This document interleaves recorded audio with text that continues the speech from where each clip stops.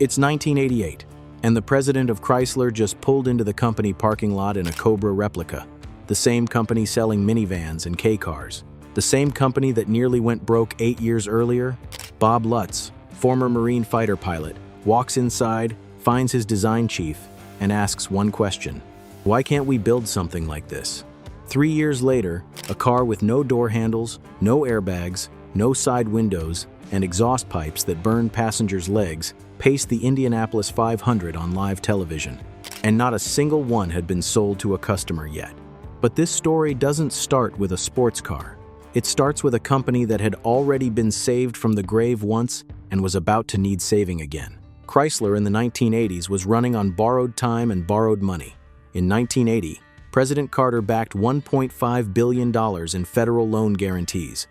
Lee Iacocca, who had cut his own salary to $1 a year, pulled off one of the great company turnarounds in American history. The K-car moved over 2 million units. The Caravan and Voyager minivans sold 210,000 in their first year and became the company's money machine. Iacocca paid back the loans 7 years early, with the final $800 million chunk gone in August of '83. He was on magazine covers, shooting TV ads, and people seriously talked about him running for president. The K-car saved the company. The minivan made it rich. Then the floor fell out. Profits crashed 66% in a single year. The fourth quarter of '89 posted a $664 million loss. Chrysler had also just spent roughly $2 billion buying AMC and $25 million buying Lamborghini. And then there was the TC by Maserati, Iacocca's pet project, which burned through $600 million to make about 7,300 cars. Built for $80,000 each, sold for $33,000. You'd think this was the last company on earth that could afford to build a 2-seat sports car with no roof and no business case. And you'd be right. Every money argument said no. Bob Lutz didn't care about the money arguments. Lutz was born in Zurich in 1932. He joined the Marines in '54, earned his wings of gold, and logged over 1,300 hours in fighter jets. After Berkeley, he climbed through General Motors, BMW, and Ford before joining Chrysler in '86. By late '88, he ran Chrysler Motors. He smoked cigars in his office, flew his own jet, and had zero patience for anyone who thought cars were just a line on a balance sheet. He was also driving an Autocraft AC Cobra Mark IV to work. He'd peeled the "Powered by Ford" badge off the nose. That detail matters. The pitch happened in a hallway at Chrysler's Highland Park offices. Lutz cornered Design Vice President Tom Gale and Engineering Vice President Francois Castaing. In Lutz's own words from his book Guts, it took the three of them about 10 minutes to decide to start sketching. When Lutz saw Gale's first full-size clay model months later, he said he was blown away and sold on the spot. This move would have been reckless at a healthy company. At Chrysler in late 1988, it was borderline insane, which is exactly why it worked. Chief engineer Roy Schoberg put out a call inside Chrysler in March of '89. 300 engineers raised their hands. Schoberg picked 85. He handed every one of them a copy of Ben Rich's book, Skunkworks, the inside story of the Lockheed crew that built the U-2 spy plane and the SR-71 Blackbird. Schoberg ran Team Viper like a military unit. He carried a real school bell. When a problem came up, he rang it, everyone dropped what they were doing, and the whole team swarmed the issue until it was solved. The budget was set at $50 million in 36 months. Francois Castaing, who had run Renault's Le Mans winning Formula One program before joining Chrysler, called the finished car unreasonable. He meant it as the highest praise. Now here's where the engineering gets wild. Chrysler was at the same time building a cast-iron 8-liter V10 for the 1994 Dodge Ram pickup. The truck engine weighed roughly 900 pounds. Helbig called it a boat anchor. There was no world in which that engine belonged in a sports car. But Chrysler happened to own Lamborghini. So the Viper team shipped the Iron V10 to Lamborghini Engineering in Modena, Italy, where Mauro Forghieri, the famous ex-Ferrari Formula One engineer, rebuilt it in aluminum. His first try was overbuilt for a racing mindset. It wouldn't have lasted 10,000 miles on American roads.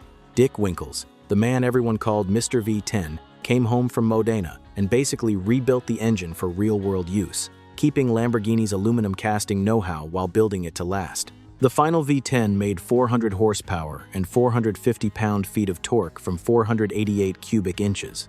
That engine was built up in Cell 13 at Highland Park. the only dyno cell rated above 300 horsepower. And there was a backup plan nobody talks about. If the V10 fell apart, Team Viper had set up a secret trip to drag racing legend Keith Black, the only man making aluminum block 426 Hemis. The Viper came that close to being a Hemi V8 car. The Gearbox nearly sank the project too. Getrag asked for double the agreed price late in the game. Sjoberg saved the deal over what Helbig called some unknown number of Jack Daniels with a Borg-Warner engineer at the Indy 500. They locked in the Borg-Warner T56. Problem solved, over Bourbon. And then there was the car itself. Every safety and comfort standard of the time was thrown out on purpose. Herb Helbig, whose nickname was the Grail Keeper, blocked every push to add soft touches. Power windows? No. A real convertible top? No. Cup holders? No chance.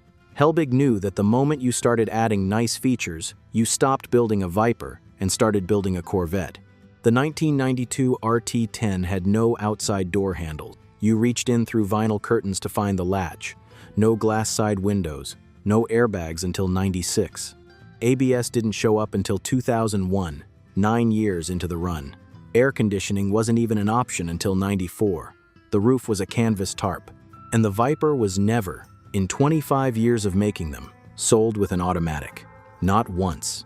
The side exhaust pipes were the most famous problem, hot enough to burn skin through jeans. Dodge got rid of them during the '96 refresh and moved the pipes to a center rear exit, which freed up 15 horsepower. The concept showed up at the Detroit Auto Show on January 11, 1989. Hot rod builder Boyd Coddington welded the frame.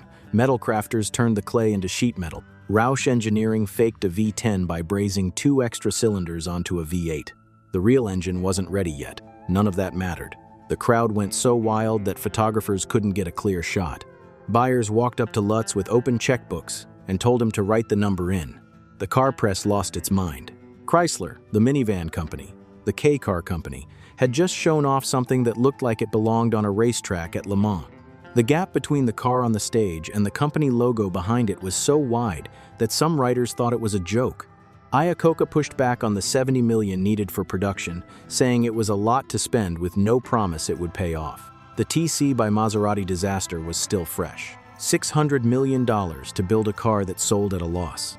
Iacocca finally drove one himself in early '90 and came back with 4 words. What are you waiting for? Production got the green light on May 18, 1990. Iacocca claimed VIN number 1. He later said, "I am not making the same mistake twice." If you're enjoying this deep dive into the Viper's origin story, hit subscribe. I cover forgotten and rare American car history every week. What happened next was one of the greatest publicity moves in car history, and it wasn't even planned. The 1991 Indy 500 was supposed to be paced by the Dodge Stealth. That should have been fine, except the Stealth was really a rebadged Mitsubishi 3000 GT, built in Japan. When United Auto Workers members at Chrysler's American plants found out that a Japanese-built car was going to pace the most American race in the country, they pushed back hard. Chrysler scrambled and put in a hand-built Viper. The driver was Carroll Shelby, the man who had built the first Cobra that sparked this whole project. Shelby was 68. He'd gotten a heart transplant less than a year earlier. He paced the start, drove the yellow flag car, and carried officials around all month. The race aired live on ABC. 20 million living rooms watched a car that didn't exist yet lap the most famous track in the country. Production didn't start until December of '91. First customer cars shipped in January of '92. The Viper paced the biggest race in America before a single one was ready to sell. And this is where the story takes a turn that still doesn't make sense. By '91, Chrysler was losing roughly $800 million a year. The company was back on the edge. There would be no second federal bailout. Lutz was spending that year in meetings with banks in New York, London, and Frankfurt, going hat in hand to private lenders and begging for credit to keep the company alive. His pitch was about cost cuts and the new car lineup. An analyst asked which projects would be cut if money ran out. Lutz, putting on his most calm face, said the Viper might go. The analyst went pale. He told Lutz that dropping the Viper would be the worst move they could make because the car was changing how everyone saw the company. It was rebuilding trust. It was the last thing they should cut.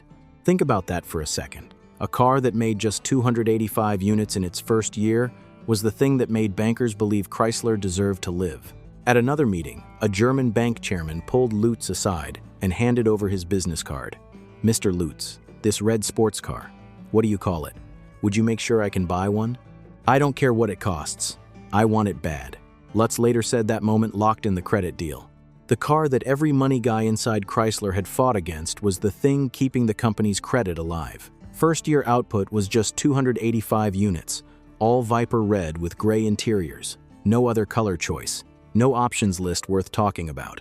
The whole thing was hand-built in a way that would make a Toyota quality inspector lose sleep. Panel gaps varied car to car. The vinyl curtains leaked in the rain. But nobody who bought one cared, because nothing else on the road sounded like that V10 at full scream. Over 26 model years, Chrysler built roughly 31,000 Vipers total, a number the Corvette plant beat in single years. The car went through 5 versions. The first 400 horsepower V10 grew to 500, then 600, then 645. Each one kept the manual gearbox. Each one kept trying to hurt you. The Viper GTS R won the GT2 class at Le Mans 3 years in a row, 98 through 2000. The 98 win was the first GT class victory for an American car maker at Le Mans since the Shelby Cobra Daytona Coupe in '64. The Viper also took the FIA GT title 3 straight years and won the 2000 Endurance Triple Crown of Daytona, Sebring, and Le Mans. In 2017, a Viper ACR ran a 7 minutes, 1.3 second lap of the Nürburgring. A tire blew at 160 miles per hour on the second lap. The car hit both guardrails, but the time stood. And because no big car maker is building manual hypercars anymore, that 7:01.3 may stand as the fastest manual production car lap of the Nürburgring for good. The last Dodge Viper, finished in red to match the first, rolled off the Connor Avenue assembly plant on August 17, 2017. Federal side curtain airbag rules ended the car. The Viper's cabin was too tight to fit them. The final year special runs sold out within hours. 25 years of production, and the car went out the same way it lived, refusing to bend.